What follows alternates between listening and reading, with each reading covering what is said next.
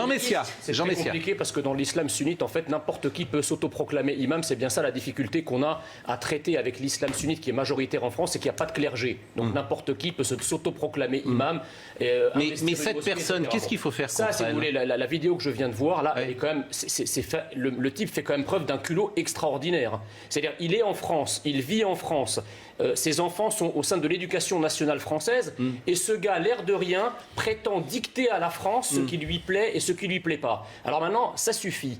La France a une identité nationale très spécifique qui s'exprime d'ailleurs au sein de l'éducation nationale. Il y a la liberté d'expression qui en fait partie. Les gens qui ne sont pas confortables avec cette identité nationale, la façon dont elle s'exprime et la façon dont elle s'exprime, ils n'ont qu'à sortir de notre pays. C'est aussi simple que ça. Aucun pays au monde n'accepte sur son territoire des gens qui en permanence contestent ce qu'est ce pays. La France ne changera pas. La France est ce qu'elle est. Nous devons imposer ce que nous sommes. Et si les gens Nadine Morano. ça ne plaît pas, eh bien, ils n'ont qu'à dégager. Elle a déjà Nadine Morano.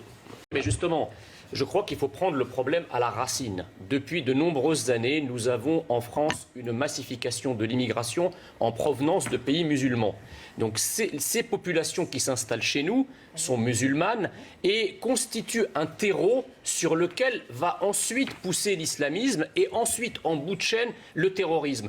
Aujourd'hui, je suis désolé de le rappeler, mais la seule religion au nom de laquelle on tue en France, c'est l'islam. Vous parliez tout à l'heure de Frédéric Fromet. Il a fait une chanson « Jésus est pédé » sur France Inter qui a été diffusée. J'ai pas vu un extrémiste catholique polonais ou un extrémiste catholique italien aller l'égorger ou aller le tuer. Donc il y a quand même quelque chose de spécifique à l'islam, si vous voulez. Mais si, parce que... Prenons l'exemple néo-zélandais. Pardon, mais le problème, c'est pas la chrétienté. Non, mais attendez, Je pense que justement, vous tombez dans le piège. Non, mais excusez-moi, mais... C'est-à-dire diviser... Mais non, mais c'est vous qui tombez dans le... L'extrême droite et l'extrême gauche... Non, pardon, c'est la même stratégie sur ce sujet-là. C'est pas nous. Le combat, l'ennemi, c'est l'islamisme. On doit l'éradiquer, mètre par mètre. Mais quand est-ce que vous allez comprendre ? Pardon, mais quand est-ce que vous allez voir ?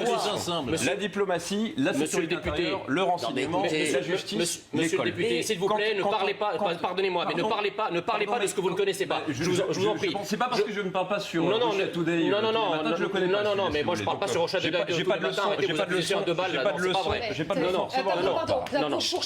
Vous savez, en tant que chrétien d'Orient, je suis bien placé pour savoir ce qu'est l'islam et ce qu'est l'islamisme.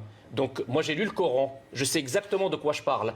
Je crois que ici en France, on a la fable des trois petits cochons, d'accord ? Les progressistes, c'est ceux qui veulent que la France soit une maison de paille et les plus violents d'entre eux des maisons de bois. Sauf que le loup, non, j'ai pas tweeté ça, vous me suivez pas. Le loup islamiste souffle sur notre maison tous les jours, d'accord ? Et seul le mouvement national propose une maison en pierre. Mais on s'est engagé aussi parce que bien sûr, on porte une autre. Si je puis me permettre, juste il y a quand même depuis une trentaine d'années la montée en puissance d'un totalitarisme qui ne dit pas son nom en France, qui est en fait la nouvelle bête immonde. Quand on massacre un type, qu'on lui coupe la tête dans les rues de France, c'est la bête immonde, c'est l'action d'une bête immonde à l'œuvre. Face à la montée en puissance du totalitarisme, vous avez tout un système qui pratique une espèce de néo-collaboration, c'est-à-dire par lâcheté ou par soumission, par idéologie, on laisse faire parce qu'en fait on s'imagine... Par naïveté aussi. Il y a des gens qui sont naïfs, qui sont sincèrement naïfs.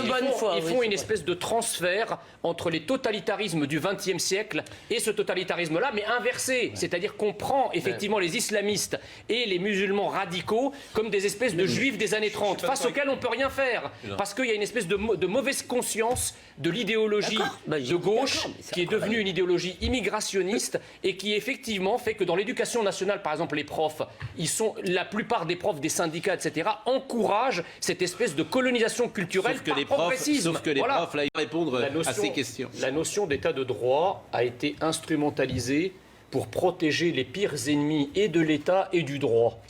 Normalement, un état de droit dans une nation, puisque c'est un État-nation, la France, doit protéger prioritairement la nation et son peuple. Or, ce n'est pas le cas, parce que encore faut-il reconnaître qu'il y a une nation et un peuple. Or, l'idéologie progressiste nous explique que la France n'est pas une nation, ou alors elle est une nation simplement par agrégation de gens qui s'y sont agglomérés depuis des décennies. Il y a un peuple historique français avec une identité française spécifique. Je suis bien placé pour en parler parce que je ne suis pas devenu rien, je suis devenu français. Vous voyez bien que ça signifie quand même quelque chose. Donc je me suis assimilé à quelque chose qui existe. Or, ce qui existe, c'est-à-dire la nation française, a été niée par nos élites au cours des 40 dernières années. Je veux dire par là également que quand on vient dans de souche, ça n'existe pas, disait François Hollande. Quand on vient dans un pays... C'est intéressant de dire ça. Les Français de souche, ça n'existe pas, disait François Hollande, disait cela. Et toute la logorée qui explique à dire que la France est une terre d'immigration, qu'il y a eu plein d'immigration, etc. Et que cette immigration, aujourd'hui, c'est la même que les Italiens, etc.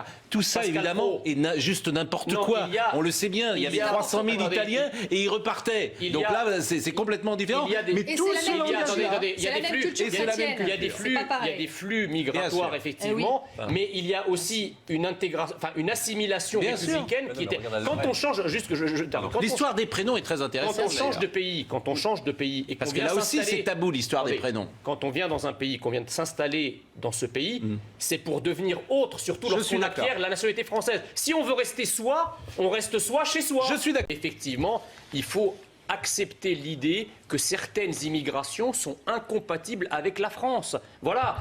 Dans les années 80, on parlait d'intégration. On a abandonné l'assimilation et on a parlé d'intégration. Je veux juste préciser la différence entre le concept. L'intégration, c'était que la France disait aux immigrés « restez ce que vous êtes ». C'était le fameux droit à la différence au nom duquel on a manifesté dans toutes les rues de France dans les années 80. L'assimilation, c'était plus exigeant. C'était devenez ce que nous sommes. Bien sûr. Et aujourd'hui, avec les progressistes, on est passé à une espèce de gradation mortifère qui s'appelle la désintégration. C'est en quelque sorte devenons ce que vous êtes. Voilà, devenons ce que vous êtes. Aujourd'hui, il faut rappeler que la France, encore une fois, a une identité. Ceux qui ne sont pas contents en France, ils y restent pour une raison simple, c'est que l'État-providence français fait qu'ils peuvent vivre de manière confortable en étant soignés, éduqués, logés, etc.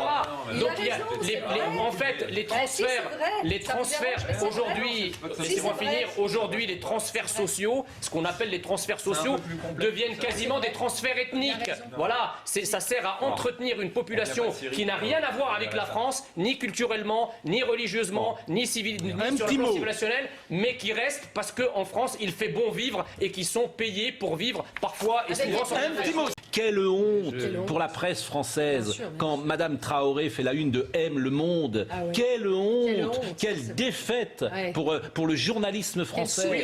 Quelle soumission. Et que personne ne dit rien, sauf, j'ai envie de dire, ce plateau ici. Alors qu'il y a tant de Français admirables, engagés comme Linda Kebab, comme Zineb El Razaoui, un système national qui promouvrait la fierté d'être français, promouvrait exactement l'inverse, c'est-à-dire des étrangers, des immigrés qui ont absorbé la France, qui défendent la France. Voilà ce qu'il faut mettre sur la place publique. Au lieu de quoi, le système progressiste promeut la pire des immigrations antinationales, comme Madame Traoré, le gang de Traoré. Voilà. Effectivement, un clientélisme absolument abominable, exactement, de tous les partis qui ont gouverné la France depuis 40 ans. Et pardon, Madame Morano, y compris votre famille politique, qui a inauguré des mosquées, qui a supprimé la double peine, de part et d'autre, et Alain Juppé qui s'affiche avec des imams qui va ignorer, etc. Voilà, François Fillon, même chose. Donc il ne faut pas nier le problème. Il y a au niveau local un clientélisme. Pour acheter quelques voix, eh bien on va se compromettre, on va se coucher et on va s'aplatir pour survivre politiquement. C'est pas parfait. Non, Gérard Leclerc, la loi Avia n'est pas une loi de lutte contre la haine. Et c'est une loi qui lutte contre certaines haines, pas toutes les haines. La haine islamiste, la loi Avia n'en parle pas. Ça, je crois pas. Voilà, si. 15 ans que tout le monde le connaît, ça fait 15 ans qu'il a pignon sur rue, et ça fait 15 ans que personne ne fait rien, alors que c'est juste un danger pour la France. Je ne parle même pas de la République, parce que ça me fatigue, moi, la République, quand j'entends en permanence. C'est la France qu'il faut défendre aujourd'hui. C'est les valeurs de la France, c'est l'histoire de la France, c'est l'amour de la France. C'est ça qu'il faut défendre. Et que vous soyez journaliste, homme politique, prof, artiste, n'importe quoi, c'est ça qu'il faut défendre. Il y a des gens qui nous détestent, qui nous détestent et qui détestent ce que nous représentons. Pascal Pro, c'est que les gens qui nous parlent de valeurs de la République, ils les définissent jamais. Il y a un mot très important qu'a prononcé M. Rioufol, c'est l'armement idéologique qui consiste à se réapproprier ce que nous sommes. Moi, je viens des années 80, j'étais jeune dans les années 80, à un moment où j'avais effectivement un malaise identitaire par rapport à ce que j'étais à l'époque, c'est-à-dire un étranger, et j'entendais dire que la France était un pays abominable, c'est un pays antisémite, c'est un pays de colonisateurs, c'est un pays qui est coupable de tous les maux de la planète, et effectivement, ça ne donnait pas envie de s'approprier la France, parce que l'image colportée par les élites au plus haut niveau était une image monstrueuse. Donc aujourd'hui, on arrive au bout de cette logique. Il faut effectivement se réapproprier la France, se réarmer idéologiquement, parce qu'on ne peut pas prétendre aimer son prochain en commençant par se détester soi-même.